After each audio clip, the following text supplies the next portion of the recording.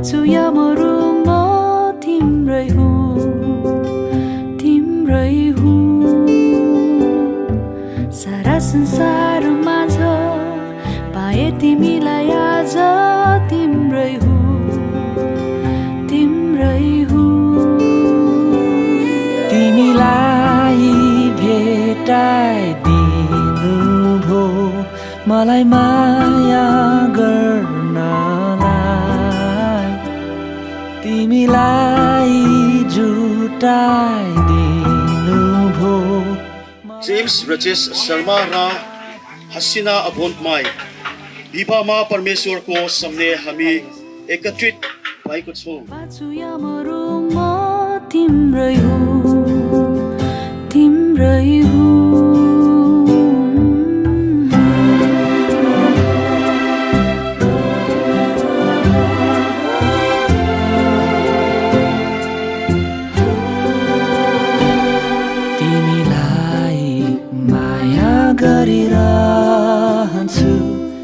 आजदेखि परमेश्वरको पवित्र नियमको अनुसार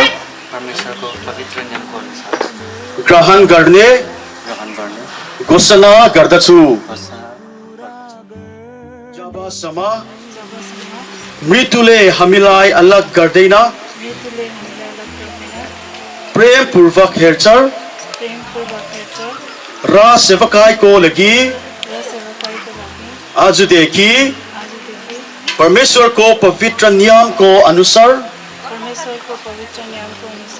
ग्रहण गर्ने घोषणा गर्दछु।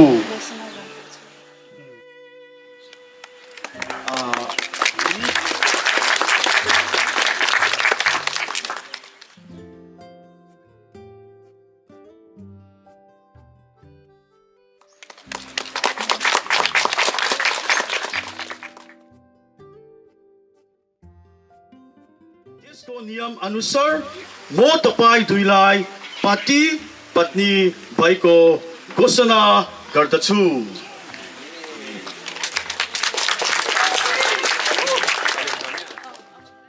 पिता पुत्र र पवित्र आत्माले तपाईहरूलाई रक्षा गर्दै आशिष दिउन्। सदैव खुसी दम्पति हुनुको लागि परमेश्वरले तपाईहरूलाई आशिष दिउन्। जीवनको हरेक सुख दुःखमा निभाउने छु तिम्रो साथ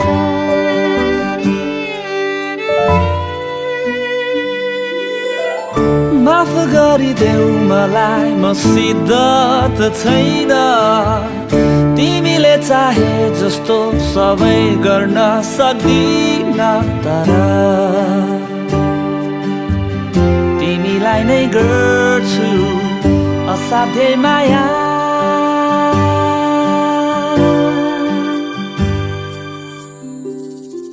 म हाँसु या रोऊ म बाँचु या मरु म तिम्रै हुँ तिम्रै हुँ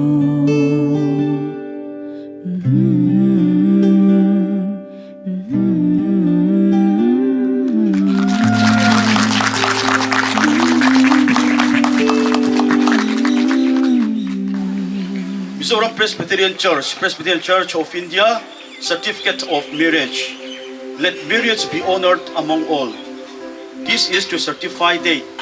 James Rajesh Sharma and Hasina Abontmai were joined together in holy matrimony on 22nd January 2025 in the Darabari, Naksalbari, in accordance with the Christian custom on their solemn place to live together for life in mutual care, comfort and honor, nourishment in health and in sickness. When God has joined together, let no man put asunder. Your registration number, date, and solemnized by your pastor name is written. शुभ विवाहको उत्सवमा निमन्त्रणमा आइदिनु भएका सम्पूर्ण जनामा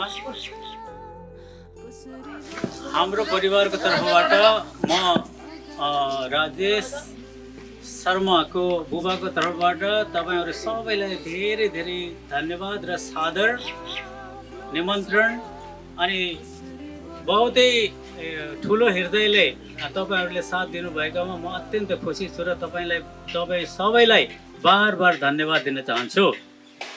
अब नचिनेको मानिसहरूसित चिनाजान गर्ने, नहिँडेको बाटोमा हिँड्ने अनि नयाँ शब्दहरू यस्ताको उपयोग गर्ने समय चाहिँ विवाह रहेछ।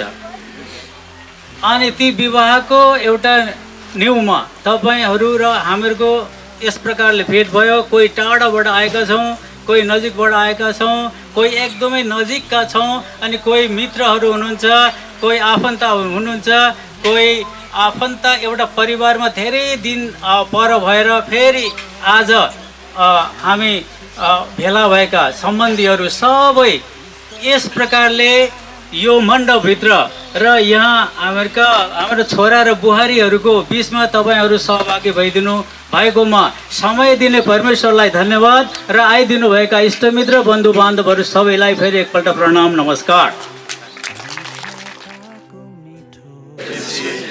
हुन्छ, यो सानो समय बेहुलीको तर्फबाट बोल्नु दिएकोमा हामी अति खुसी छौँ अनि धन्यवाद दिन चाहन्छौँ।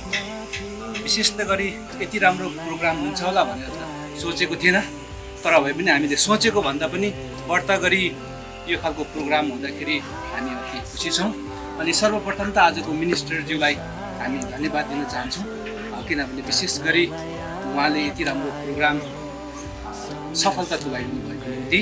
उहाँ थिएन भने यो प्रोग्राम यसरी सफलता हुने थिएन। यसकारण उहाँलाई पनि फेरि ठुलो धन्यवाद दिन्छु, ठुलो ताली बजाउँछु। काटौँला यात्रा यो सँगसँगै जीवनको ऋतुहरू उकाली ओह्राली। काटौँला यात्रा यो सँगसँगै।